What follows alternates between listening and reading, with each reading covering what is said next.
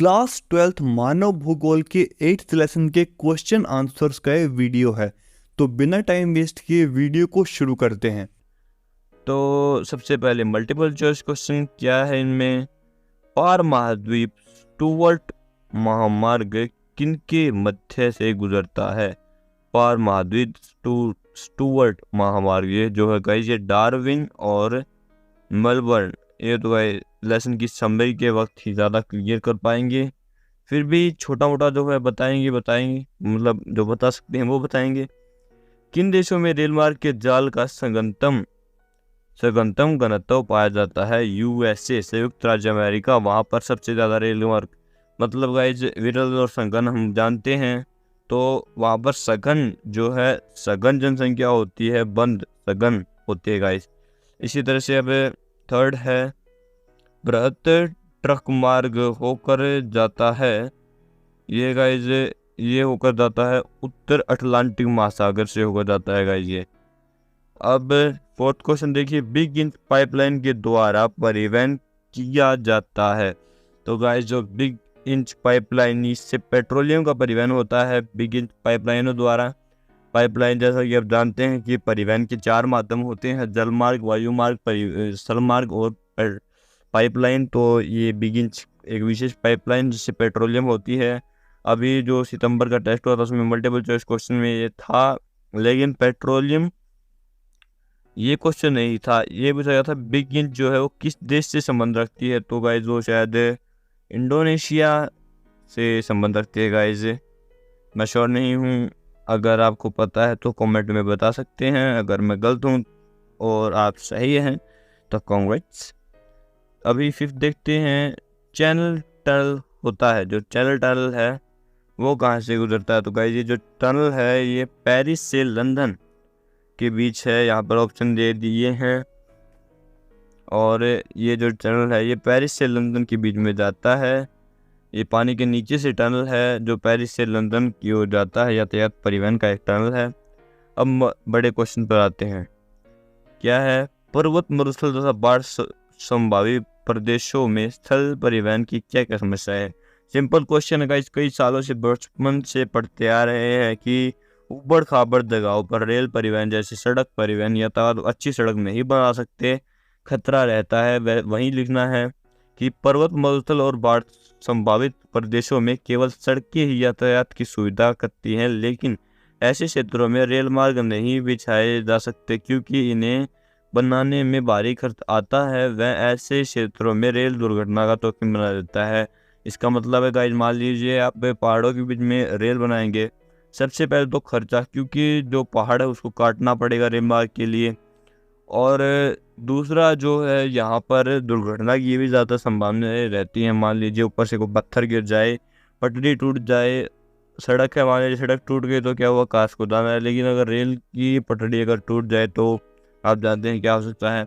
अगला है पार महाद्वीप रेल मार्ग क्या होता है। इम्पोर्टेंट क्वेश्चन है गाइज, और इसके एग्जाम्पल भी हमें पता होना चाहिए। 3 है शायद, एक ऑस्ट्रेलिया, कनाडा और रशिया में। पहले देख लेते हैं क्या होता है। तो जो रेल मार्ग पूरे महाद्वीप से गुजरता हुआ उसके दोनों किनारों को आपस में जोड़ता है उसे पार महाद्वीप रेल मार्ग कहते हैं। इसका निर्माण आर्थिक व राजनीतिक क्षेत्रों को मिलाने या लंबी यात्रा में बड़े शहरों को आपस में जोड़ने के लिए किया जाता है।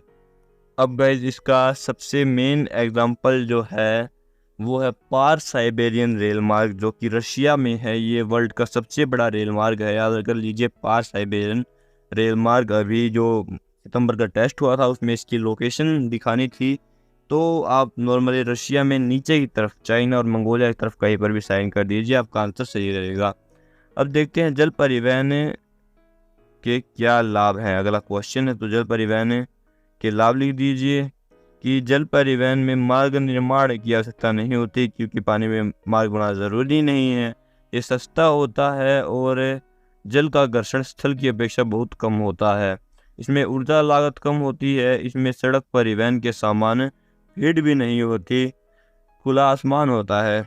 नॉर्मली गाइस अगर आपने पायलट ऑफ द कैरिबियन देखी है तो जान जाएंगे, यह दूर देशों तक पहुंचने का सस्ता और सुखद साधन है। और अगर गाइस आपने पायलट ऑफ द कैरिबियन के सारे पार्ट देखे हैं तो ज़रूर कमेंट में बताएं, क्योंकि इसका 5वां पार्ट मैंने देखा ज़रूर है लेकिन अब खो चुका है। हाँ, अगर आपको पार्ट का लिंक मिल जाए तो मेरे साथ शेयर कर सकते हैं, क्योंकि मैं कोई टेक यूट्यूबर नहीं हूँ।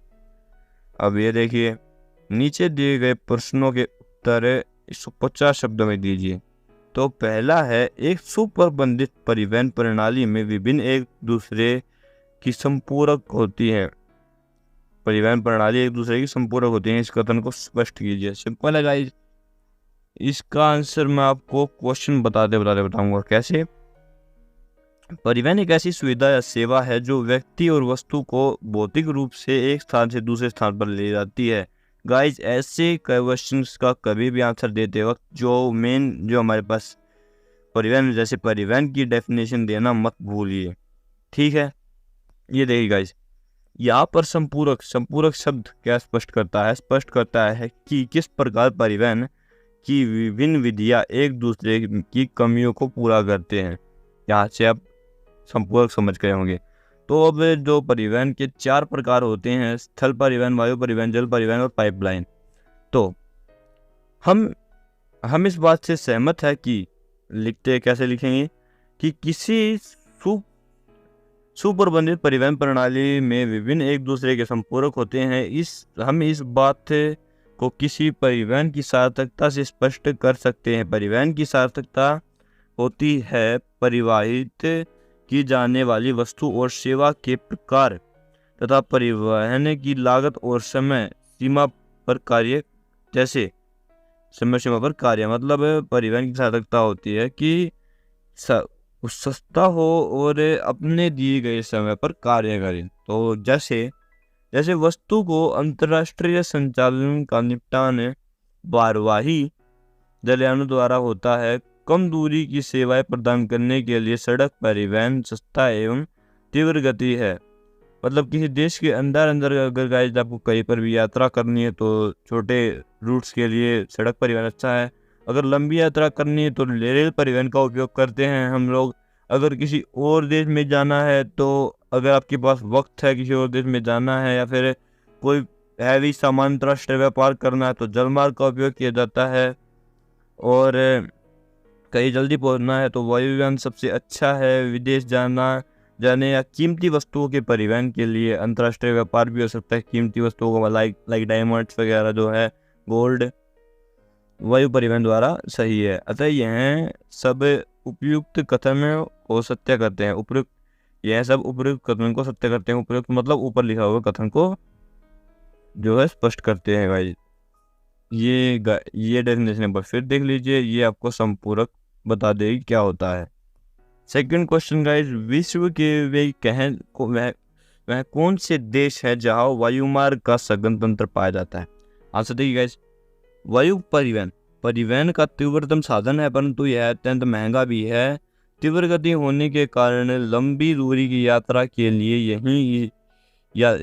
यात्री इसे वरीयता देते हैं। इसके द्वारा मूल्यवान जहाजी भार को तेजी के साथ पूरे विश्व में भेजा जा सकता है और कई विपरीत मौसम वाले स्थान जहां अन्य परिवहन के लिए अवरोध होते हैं, वहां वायु परिवहन काम आता है। जैसे वायुयान जमी हुई भूमि के अवरोध से प्रभावित हुए बिना, यानी कि बर्फीले पहाड़ और उत्तरी कनाडा के एस्किमो के लिए अनेक प्रकार की वस्तुएं लाता है। हिमालयी प्रदेशों में भूस्खलन, एवेलांच अथवा भारी हिमपात के कारण प्रांत मार्ग अवरोध हो जाते हैं। ऐसी स्थिति में वायुयान ही काम में लिया जाता है। यह किसी देश की सुरक्षा तथा अन्य देश पर हमला करने में भी मुख्य भूमिका निभाता है। यूएसए और ब्रिटेन का ईरान पर हवाई हमले इसी बात का साक्षी है। ब्रिटेन का वाणिज्य वायु परिवहन का प्रयोग अनुकरणीय है। यूएसए ने मुख्य रूप से युद्धोत्तर अंतर्राष्ट्रीय नागरिकीय उड्डयन का विकास किया है। विकसित देशों में सुपरसोनिक वायुयान लंदन और न्यूयॉर्क के बीच की दूरी का 3.5 घंटे में तय कर देते हैं। विश्व के कुल वायु मार्गों में 60% भाग का प्रयोग अकेला यूएसए करता है। न्यूयॉर्क, लंदन, पेरिस, एम्स्टर्डम और शिकागो नोडीय बिंदु है जहां अभिसारित होते हैं अथवा सभी महाद्वीपों की ओर विकृत होते हैं। अगला क्वेश्चन गाइस, वे कौन सी विधियां हैं जिसने के द्वारा साइबर स्पेस मनुष्य के समकालीन आर्थिक और सामाजिक स्पेस की वृद्धि करता है? तो गाइस, साइबर स्पेस विद्युत द्वारा कंप्यूटराइज स्पेस का संचार करता है। इसे इंटरनेट के नाम से भी जाना जाता है। यह शायद गाइस ये इस सितंबर के टेस्ट में था गाइस, ये क्वेश्चन शायद था, इसी तरह का इंटरनेट रिलेटेड कोई क्वेश्चन था। यह बिना गति हुए भेजे जाने वाला या प्राप्त करने वाला संदेश होता है जो कंप्यूटर द्वारा भेजा और प्राप्त किया जाता है। इंटरनेट हर जगह विद्यमान है। इसका विस्तार भी बहुत गति से हो रहा है। 2016 के आंकड़ों के अनुसार 200 करोड़ लोग इसका उपयोग करते हैं। अब ज़्यादा बढ़ गए हैं गाइस। वर्तमान में सब साइबर स्पेस द्वारा कंप्यूटर और फोन इत्यादि पर होते हैं गाइस। इसका एग्जांपल आप यहाँ से ले सकते हैं कि जो अगर आपने डेस्पेसिटो गाना सुना है तो आप समझ जाएंगे कि इंटरनेट के कितने यूज़र हैं, क्योंकि उस अकेले सॉन्ग के 5.5 बिलियन व्यूज़ हैं। डेस्पेसिटो नाम उस सॉन्ग का। और साइबर स्पेस ईमेल जानते हैं आप, ई वाणिज्य, ई शिक्षा, इंटरनेट शिक्षा और ई प्रशासन इत्यादि के माध्यम से लोगों की आर्थिक और सामाजिक स्पेस में वृद्धि कर रहा है। लघु से लघु घटना, खबर या जानकारी बड़ी तीव्रता से प्रत्येक व्यक्ति तक पहुंचाई जाती है। ये लेसन और ये वीडियो यहाँ पर होता है खत्म। तो दोस्तों ये था पूरा वीडियो। आई होप से आपको वीडियो अच्छा लगा होगा। अभी अगर आपको जो है इससे अगला लेसन 9th लेसन और जो 7th लेसन है वो आपकी स्क्रीन पे आ रहे हैं, यहाँ से आप इनको डायरेक्ट देख सकते हैं। अभी के लिए bye, like, share and subscribe, bye.